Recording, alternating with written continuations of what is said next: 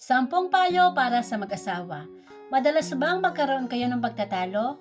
Normal lang naman yon sa mag-asawa, pero paano nga ba magiging maayos ang pagsasama kahit na dumating kayo sa maraming problema? Heto ang ilang tips ni Kapitana para mapanatiling matatag ang inyong pagsasama bilang mag-asawa. Una, pag galit ang asawa mo, huwag mong sabayan. Kailangan isa lang ang galit. Kung galit siya, hayaan mo siya. Manahimik ka. Kapag kalmado na, saka kayo mag-usap at huwag na huwag kayong matutulog ng magkaaway. Pangalawa, self-control. Kailangan matuto kang kontrolin ang sarili mo. Hindi pwedeng paggalit ka, mananakit ka, magsasalita ng masama o susugod ka. Pangatlo, acceptance. Tanggapin mo kung ano ang asawa mo. Pinili mo yan. Ginusto mo yan. Kung anong pangit, tanggapin mo. Magtiis ka. Pang-apat, pag may problema, pag-usapan ninyong dalawa ng pamilya, hindi ng kapitbahay, ng kaibigan, at lalong wag i-post sa social media kapag magkagalit kayo. Pag may hindi pagkakasunduan, wag hayaang humantong sa sakitan at hiwalayan. Pag-lima, pag galit siya, marami ang masasabing masasamang salita. Huwag mong didibdibin, isipin mo galit lang siya.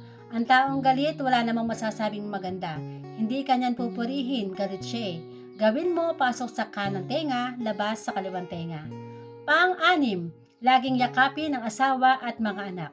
Nakakaluwag daw yan ng dibdib, nakakagamot ng sama ng loob at nakakabawas ng problema.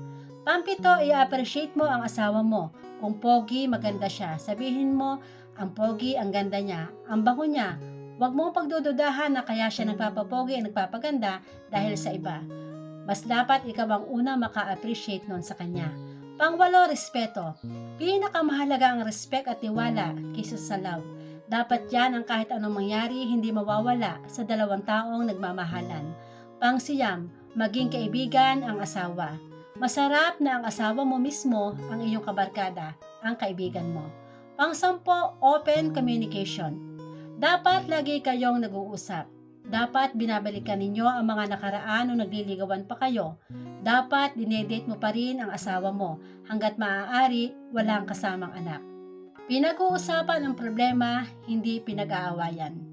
Always remember this, a good husband makes a good wife.